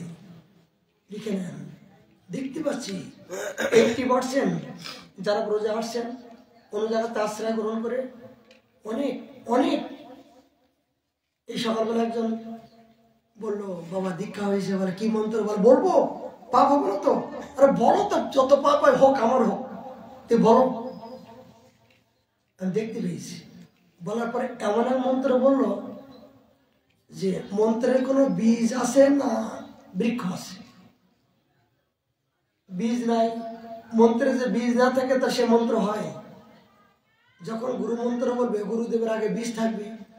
মন্ত্রের আগে যদি কোনো মন্ত্রে বীজ না থাকে তাহলে সে মন্ত্র কি হয়? শক্তিহীন। দেহে যদি প্রাণ না থাকে তাহলে দেহের মূল্য আছে। আপনার আত্মা যদি না থাকে তাহলে আত্মার মূল্য আছে। তা মন্ত্রের যদি বীজ না থাকে তাহলে মন্ত্রের কোনো অর্থ আছে? এই বিষয় কোথায় জানলাম? এই বৃন্দাবনে যেন আসতে পারতাম। গুরুদেবের সদ্গুরু চরণাশ্রয় করতে পারতাম, এত সূক্ষ্ম বিচার, এত অনুভব অনুভূতি উপলব্ধি করতে পারতাম না যে একটা একটা মন্ত্রের কি শব্দ অর্থ, একটা একটা মন্ত্রের কত বড় পাওয়া, সেটা এখন বুঝতে পারছি। এর আগে দীক্ষা নিয়েছি, ওই মন্ত্র নিতে হয়, গুরুদেব মন্ত্র দিন, বলে কি, মানে একেবারে সব দিয়ে দিলাম, খবরদার করিস কিন্তু, হ্যাঁ গুরুদেব সব করবো। এবার মন্ত্র এত বড় কাগজ তো কখন পড়বো, পড়ার সময় নাই, নিয়ে ওই বালিশের নিচে রেখে দিলাম। কি বলতাম, গুরুদেবের আর খোঁজ খবর নাই, আর আমি গুরুদেবকে মনে করেন বেঁচে গেলাম, এতগুলো তার পড়তে হলো না। কিন্তু না, আপনি বলছিলেন না যে এই জাতীয় সদ্গুরুদেবের লক্ষণ, এই গোবিন্দকুণ্ডে নরোত্তম ঠাকুর মহাশয়, পরিবার নাম কেমন, গোপাল বাবা, গোপাল বাবা বলে একজন আছেন, উনি যাদেরকে দীক্ষা দিচ্ছেন, ওই আমার একটা আদেশ যে আমি দীক্ষা দিতে পারি, আমি প্রতিদিন আমি আমার শিষ্যদের জন্য প্রতিদিন হরিকথা পরিবেশন করব। উনি সকাল থেকে বেলা 2টা-3টা পর্যন্ত আসনে বসে ভজন করতে করতে যে অনুভবগুলো, সেই অনুভবের কথাগুলো তিনি শিষ্যদের কল্যাণের জন্য মোবাইলের মাধ্যম দিয়ে তিনি প্রচার করেন। তিনি বলেন, যে শিষ্য এই মোবাইলে হাজির না হবে তাকে কিন্তু জবাব দিতে হবে। এমনকি গুরুদেব নিজে অযাচিত ভাবে শিষ্যকে খোঁজ খবর নেবে যে তুমি এই কথাগুলো শুনে কি অনুভব করলে। এই জাতীয় শাসনমূলক যদি শিক্ষা না হয়, তাহলে কিন্তু আপনি সেই সম্পত্তির অধিকারী হতে পারবেন না। কাল দীক্ষা নিলাম, গুরুদেব এটা কারি পাতলাম আর ফুদি দিল, বলে ছাগলের কানে মন্ত্র দেওয়া হলো, পশুর কানে মন্ত্র দেওয়া হলো, কিন্তু মন্ত্রের শব্দ অর্থ যদি আপনি না করেন, কাজে না লাগান, তাহলে দীক্ষা নেওয়া হলো কে না নেওয়া। দীক্ষা নেওয়ার পরে গুরুদেবের সাথে সম্বন্ধ রাখতে হয়, তার সাথে ভজন পরিপাটি, তার বিভিন্ন প্রশ্ন, বিভিন্ন প্রকার অনুভব অনুভূতি, এগুলো যদি গুরুদেবের সাথে থেকে আপনি এই প্রকাশ না করেন, যদি আপনি নেওয়া দেওয়া লীলাদেনা না করেন, যে শিষ্য প্রশ্ন করতে পারে না, ভজন বিষয়ে জিজ্ঞাসা করতে পারে না, সেই শিষ্য যে এখনো পর্যন্ত তার অনুভূতি হতে পারল না। এটাই প্রশ্ন কে করে, যিনি জানার ইচ্ছা হয়। দেখবেন যিনি প্রশ্ন করবে উনি তাড়াতাড়ি উনি সমস্ত বন্ধন মুক্ত হবে। যিনি প্রশ্ন করতে পেরেছেন তার তাড়াতাড়ি তার অন্ধকারগুলো পরিষ্কার হয়ে প্রকৃত সত্য বস্তুর সন্ধান পেয়েছেন। তিনি সত্যকে জানার জন্য প্রশ্ন করেন। যিনি প্রশ্ন করেন তিনি প্রকৃত সত্যকে জানার জন্য প্রশ্ন করেন, তার বন্ধন তাড়াতাড়ি মুক্ত হয়ে গেল। এই জন্য এগুলো সূক্ষ্ম বিষয়। যদি বলেন এই কথা বলছেন কেন, এগুলো উপাধি। বলে হরিনামের তো প্রেম আছে, হরিনাম তো সর্বসিদ্ধি, গোবিন্দ চরণ, কিন্তু এই হরিনামটা পরিপক্ত দশা করতে গেলে এই জাতীয় যদি মজবুত না হয়, এই জাতীয় প্রবৃত্তি, আমি চিন্তা চেতনা, আমার পাত্রটা যদি পরিপক্ত না হয়, তাহলে হরিনামের প্রতি আমি আনন্দ পাবো না, এবং হরিনামে যে প্রেম আছে সেটা আমি উপলব্ধি করতে পারবো না। এই জন্য সৎসঙ্গ দরকার, সাধুসঙ্গ দরকার, হরিকথা দরকার। তাহলে কিন্তু কি হবে, লোহা যদি 100 বছর মাটির নিচে থাকলো জং ধরে যাবে না? ঠিক আপনি দীক্ষা নেওয়ার পরে যদি আপনি মাজা ঘষা না করেন, গ্রন্থ অধ্যয়ন না করেন, যদি গুরুদেবের সাথে সঙ্গ না করেন, যদি আপনি বিভিন্ন প্রকার হরিকথা শ্রবণ না করেন, তাহলে মন্ত্র জায়গায় থাকতে থাকতে জং ধরে আপনাকে আবার পতন হওয়ার সম্ভাবনা আছে। কিন্তু ওইটা যখন ভালো করে ছাপাই করার চেষ্টা করবেন, যত মরিচা পরিষ্কার করার চেষ্টা করেন, মানে কি সাধু সঙ্গ, হরিকথা, ধাম দর্শন, গুরুদেবের কথামৃত আদেশ পালন করা, এইগুলো হলো পরিচর্যা। এই পরিচর্যা যত বেশি করবেন তত আপনার মরিচাগুলো দূরে যাবে, অজ্ঞানতা দূরে যাবে, আপনার দেহ শুদ্ধি হবে, আপনার মনোবল বৃদ্ধি হবে, আপনার দেহটা চিহ্ন হবে, আপনার দেহ অপ্রাকৃত হবে। আর তখন এমন এক অবস্থা হবে কি জানেন, যেগুলো সাধারণ ব্যক্তি করতে পারবে না, বলতে পারবে না, সেগুলো আপনার পক্ষে সম্ভব হবে। ভজন করলে কি হয়, অনুমত হলে কি হয়, বা অসাধ্য বস্তু সাধন করার মতো সামর্থ্য হয়। অসাধ্য বস্তু বলে একজন এই ঠান্ডার সময় রাধাকুণ্ডে স্নান করতে পারছে না, দেখলে তার ভয় করছে, কিন্তু অনেকে দেখা যায় 3 বার এখনো পর্যন্ত স্নান করছে, চোখের সামনে দেখে। এই চৈতন্য বাবা সকালবেলা 9টার দিকে এসে রাধাকুণ্ডে স্নান, এখান থেকে দুপুরবেলা গিয়ে গোবিন্দকুণ্ডে স্নান, আবার 7টার সময় এই রাধাকুণ্ডে এসে আবার স্নান। কোথায় গেল তাদের? তাদের এই ভজন করতে করতে দেহটা অপ্রাকৃত চিন্ময় হয়ে গেছেন, তাদের সেই দেবস্যা গরম তাদের অপেক্ষা করতে পারে না। কেন? মনটা তো মনোবল এত বৃদ্ধি। ভজন করলে কি মনোবল বৃদ্ধি হয়। আপনি যেটা দেখে ভয় পাবেন আর সেটা তার কাছে অতি সহজ হয়ে যায়। আপনি 10 জন লোককে দেখে ভয় পাচ্ছেন যে এত 10 জন লোক এসে কি করে খেতে দেবো, কিন্তু যখন ভজন করবেন না, বলে 10 জন কেন 10,000 আসলেও আমার অপেক্ষা নাই। কেন 10,000? এই কথাগুলো বলা মানে কি, আমি না পারলে আমার প্রভু তো আছে, বলে আমি খেতে দেবো কোথায়? আমি যার ভজন করি, আমি যার চরণাশ্রয় করি, তিনি জগৎ পিতা। তার জগৎ পিতার আমি রাজার রাজা, রাজধীশ। রাজার দরবারে যদি আমি কুকুর হয়ে থাকি, আমার পিতা যদি রাজা হয়, তার পুত্র কি কোনোদিন ধনী, কোনোদিন কাঙাল হতে পারে? আমি অসমর্থবান কোথায়, আমি গরিব কোথায়, আমি পারবো না কোথায়? এই মনোবলটা কখন আসে যে আমি যাকে ভালোবাসি সে তো অনেক ধনী, আমার গৃহেতে কি কোনোদিন খালি মুখে যেতে পারে? সে কোনোদিন কি বলতে পারবে যে আমি প্রসাদ পাবো না? এই মনটা যার বড়, ধনের দরকার। ধন হলে মন বড় হয় না। অনেক যা ধন আছে তার মন বড় হয় না। বল মন বড় হতে গেলে কি হয়? আগের জন্ম থেকে যাদের মন বুড়ো হয়ে আসে, যারা আগের জন্মে দিয়ে আসে, দিয়ে দেওয়ার মনোবৃত্তি আসে, তারা এ জন্মে ওই দেওয়ার জন্য জগতে এসেছে। যারা আগের জন্মে দিতে জানেনি, তারা কৃপণ কপটতা হয়ে তাদের মুঠিটা এরকম আসেন। এরকম এই মুঠিগুলো এরকম আসেন কেন? যে তারা জীবনে কপটতা, কৃপণ ছিল। এই কৃপণের ধন কি হয়? লুটপাট হয়ে যায়। ছোটবেলা দেখেছি আমার পার্শ্ববর্তী গ্রামের আমার জ্যাঠামশাই হয়, ওই টাকা লক্ষ্মী ঘটের মধ্যে ঢুকে দিয়ে মাটির তলা রেখে দিত। লক্ষ্মী ঘটের মধ্য দিয়ে টাকা মাটির তলা দিয়ে ঢেকে রাখতো। হঠাৎ করে 5-7 বছর পরে খুলে দেখলো যে লক্ষ্মী ঘটের ভিতরে উই পোকা লেগেছে। উই পোকা লেগে সে টাকাগুলো একবার সব তছনছ হয়ে গেছে। টাকা নাই, উই পোকা লাগলে কি হয়? কাগজ থাকে সব টাকা। তখন হাহাকার করছে, হায় রে কি করলাম। কি হয়? কপটাতে ধন, কৃপণের ধন এইভাবে চলে যায়। যারা কৃপণ, জগতে গুরু বৈষ্ণব ভগবানকে না দিয়ে যারা কৃপণতা করছে, তাদের সম্পত্তি মামলা মকদ্দমা, রোগ শোক জড়াব্যাধি হয়ে আমার গুরু মহারাজ বলেন, রে তোর ব্যাংকে কত টাকা আছে? বলে এত টাকা আছে। আর জমা কর। বলে করলে কি হবে? বলে ডাক্তার তোর জন্য অপেক্ষা করছে, ডাক্তার বাবু তোর জন্য অপেক্ষা করছে প্রেসক্রিপশন লেখার জন্য। কেন? আর ভগবান জানতে পারছে ওই টাকাগুলো তো রাখছে, কিছু কাজে লাগাতে হবে তো, তার উপায় কি? বলে টাকাগুলো বেশি করে জমা কর। ডাক্তার বাবু অপেক্ষা করছে খুব শিগগিরই লেখার জন্য। বলে রাস্তায় যারা ফুটপাতে হাত পাচ্ছে, ওদের ব্যাংকে কিছু নাই, ওদের ডাক্তারও নাই।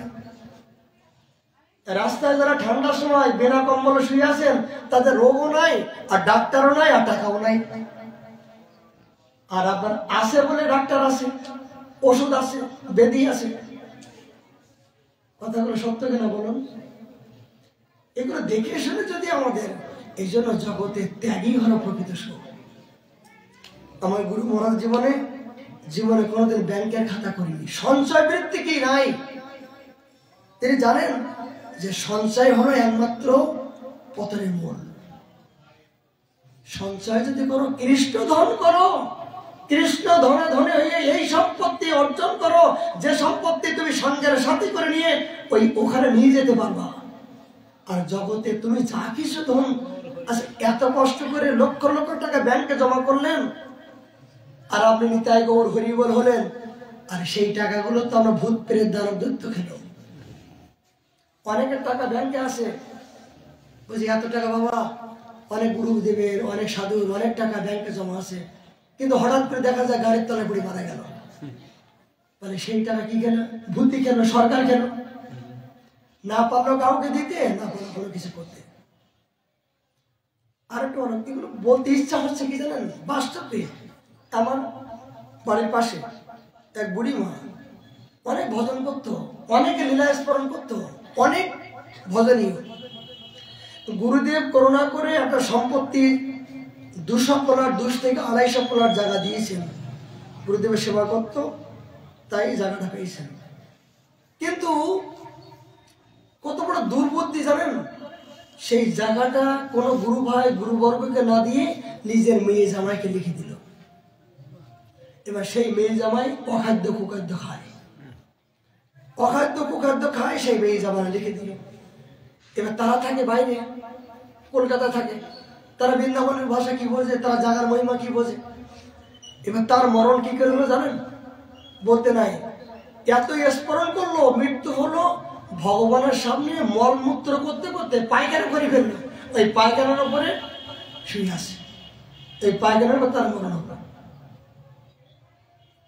পরে কি হলো, বাস্তব কথা বলছি, চোখে দেখছি, পরে কি হলো, কয়েক বছর পরে সেই জায়গাটা সেই জামাই মেয়ে অন্য জায়গায় বিক্রি করে সেই টাকা নিয়ে তারা অখাদ্য কুখাদ্য খেতে শুরু করছে।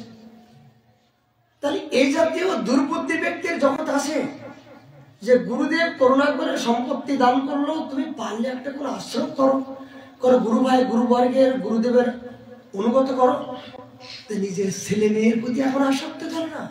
কিন্তু এই জায়গাটা যে পরবর্তীতে আমি ভগবানের সেবা লাগাতে পারবো কিনা, গুরুদেবের কাজে লাগাতে পারবো কিনা, এই বিচার করতে পারলাম না, আমার দশা কি হবে? এই জন্য সাধুসঙ্গ না করা পর্যন্ত, প্রকৃত সৎসঙ্গ না করা পর্যন্ত দুধ বিক্রি করে অনেকে মদ কিনে খায়, আর মদ বিক্রি করে দুধ কিনে খায়, খায় না? কেন খায়? যার যেমন সংস্কার, যার যেমন পূর্বের জন্মের সংস্কার, সে জাতীয় সংস্কার নিয়ে জগতে তাকে কেউ বোঝাতে পারবে না। তিনি জগতে কেউ কারোর বোঝাতে পারে না, কেউ কারো জানাতে পারে না, কেউ কারো জ্ঞান দিতে পারে না। কেননা পূর্বে জন্মের থেকে তিনি যা জেনে এসেছেন, যা বুঝে এসেছেন, তিনি কি অনেক বলবান মনে করেন। কাউকে বোঝানো যায় না, বলা যায় না, বড় কঠিন জায়গা। এগুলো আমার বাস্তব কথা বলছি বাবা। অনেকের অনেক প্রকার প্রবৃত্তি নিয়ে আসছেন, তাদেরকে শোধরাবার জন্য বলা হচ্ছে, কিন্তু উল্টো আমাকে সংশোধন করাচ্ছে না। উল্টো কেন? জানি তাদের পূর্বে জন্মের দুরমতি, অগতি, সতত অসতমতি, নারী সম্পত্তি লবলেশ। বলে জীবের এই দুঃখের কারণ কি, এই জাতীয় কুপ্রবৃত্তির কারণ কি? এই কারণ হলো অসতে তাদের দুর্মতি ভরা, প্রকৃত সৎসঙ্গ মিলছে না, যার জন্য তাদের এই মনটা পাথর হয়ে গেছেন। এই পাথর হবার জন্য এই প্রতি মুহূর্তের জন্য প্রতি পদামৃত প্রতি পদে পদে তারা ভুল করতে চলেছে। এই জন্য এই ভারতবর্ষে মনুষ্য জন্ম নিয়ে যতক্ষণ পর্যন্ত ভজন রূপী এই অলঙ্কারটা আমি আমার জীবনকে সর্বস্ব না মনে করতে পারবো, জীবনে আমার একমাত্র বলতে যদি হয় আমার গুরুচরণ আশ্রয়, গৌরচরণ আশ্রয়, গুরু গৌর গোপাল, এই তিনটা যতক্ষণ পর্যন্ত ধনমর নিত্যানন্দ, পতিমর গৌরচন্দ্র, প্রাণমর যুগল কিশোর, এইটা যতক্ষণ পর্যন্ত আমার হৃদয়ে ধারণ করতে না পারবো, ততক্ষণ পর্যন্ত আমার জীবনটাই দুর্মতি ভরা, ততক্ষণ পর্যন্ত আমার এই জীবনটা দুঃখলায় দুঃখলায় দুঃখলায়। এই দুঃখই হলো আমার একমাত্র পতনের কারণ। আর যখন আপনি এই চারজনকে আশ্রয় করে নিজের জীবনকে আত্মসমর্পণ করবেন, এখান থেকে আপনার এমন সুপ্রিম শক্তি আসবে যে দুঃখগুলো পর্যন্ত পালিয়ে চলে যাবে। যাহা কৃষ্ণ তাহা মায়ার ন্যায় অধিকার। যেখানে আলো থাকে সেখানে অন্ধকার থাকতে পারে না, যেখানে কৃষ্ণ কথা হয় সেখানে মায়ারূপে অন্ধকার প্রবেশ করতে পারে না। এই জন্য তো সমস্ত মহাজনগণ সবাই বারবার বলছেন যে একমাত্র দুর্লভ মনুষ্য জন্মের সার্থকতা কি, যে হরিকথা, এই সাধু সাধু সঙ্গে হরিকথা শ্রবণ মঙ্গলম, এই হলো জীবের একমাত্র পরম উপায় ভগবানকে চরণ পাওয়ার। এছাড়া জীবের আর উদ্ধার হওয়ার কোনো গতি নাই। অমুক মহাপ্রভুর চরণে বৈষ্ণবের চরণে অপরাধ করার পরে তার বেদিগ্রস্ত হলো চিন্তায়। তিনি চিন্তায় এত বেদিগ্রস্ত হলো যে মুখ দিয়ে রক্ত উঠতে শুরু করলো। প্রাতকালে তারে বিশুচিতা বেদি হইলা। অমোষ মরেন শুনি কয়ে ভট্টাচার্য, সয় হইয়া দৈব কইল মোর কার্য। ঈশ্বরতে অপরাধ বলে ততক্ষণ এত বলি পরে দুই শাস্ত্রে বসো। সাধক বলছে যে ঈশ্বরের জন্য অপরাধ করছে, সেই অপরাধের কারণে তার এই জাতীয় দুর্বেদী মরুক। আমার জামাই কবে মরবে, আমার মেয়ে বিধবা হোক, দুঃখ নাই। আমার প্রভুকে অপমান করছে, আমার ইষ্ট দেবতার কে অপমান করলো। এ জগতের আত্মীয় স্বজন ত্যাগ করাই ভালো।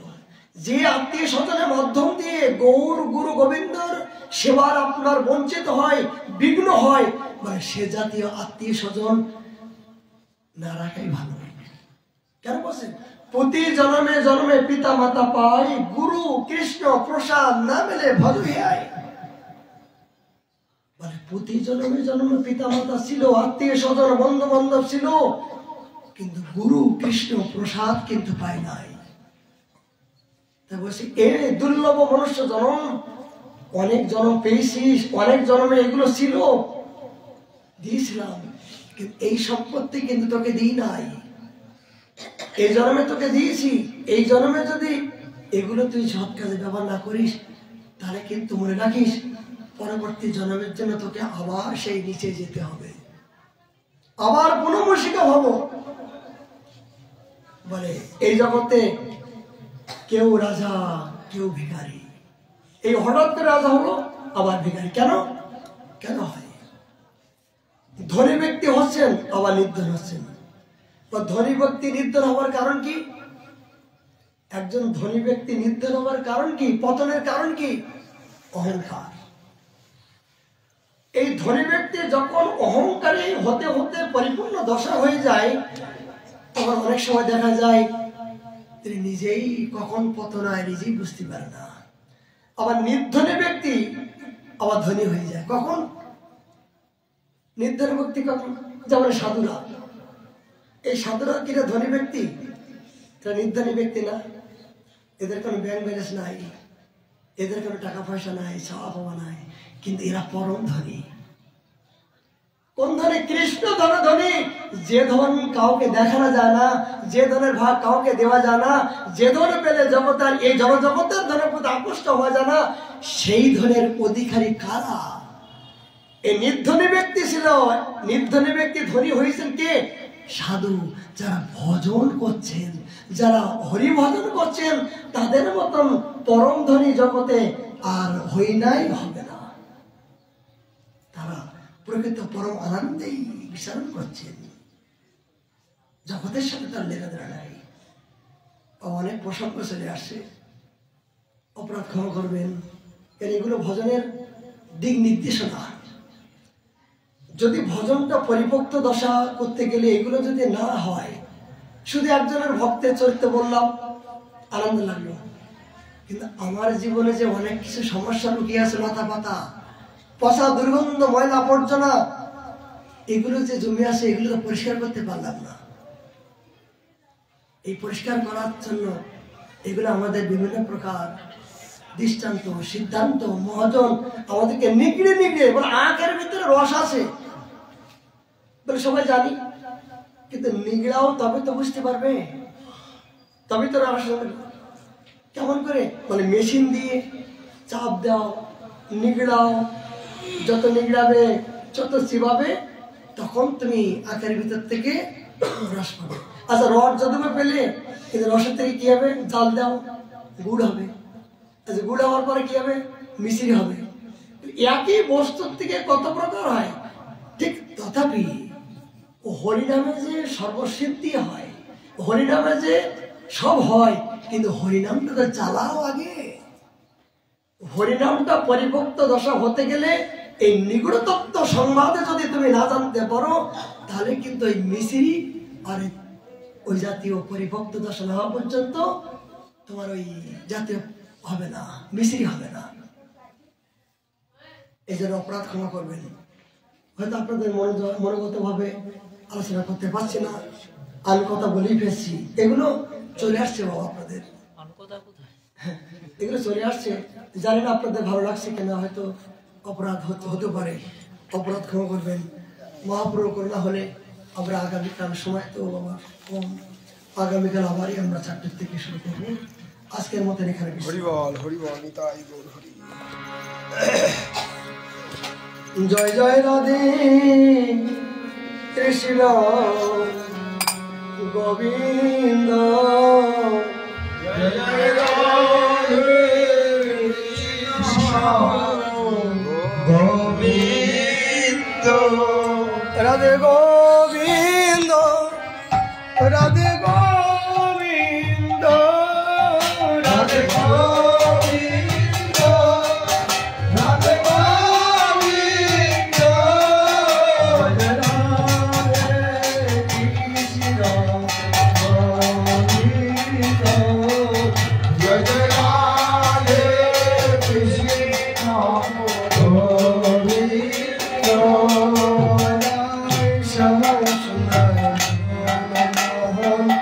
বৃন্দাবন চন্দ্র, জয় জয় শ্যাম সুন্দর মদন মোহন, বৃন্দাবন চন্দ্র, জয় জয় রাধা রমন রস বিহারী শিব কুলানন্দ, জয় জয় রাধারমণ বিহারী শিখর কুলানন্দ, জয় জয় রাধা কান্ত রবীন শ্রী রাধে গোবিন্দ, জয় জয় রাধা কান্ত রাধা শ্রী রাধে গোবিন্দ, জয় জয় রসেশ্বরী রায় ভারত কুল চন্দ্র, জয় জয় রাশেশ্বরী রায় ভাদু কুল চন্দ্র, জয় জয় ললিতা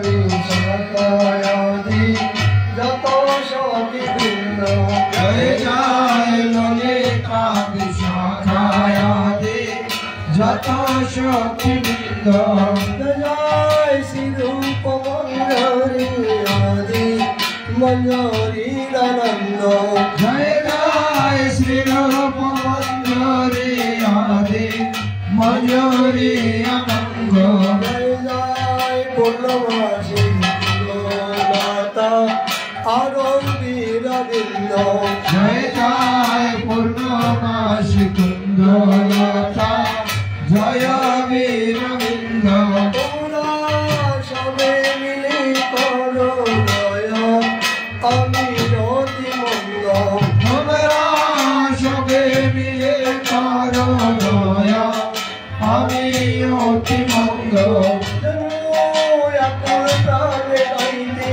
পারি হারা রে গোবিন্দ, আকুল প্রাণে গাইতে পারি হারাধে গোবিন্দ, জয় রাধে কৃষ্ণ গোবিন্দ, জয় রাধে কৃষ্ণ গোবিন্দ,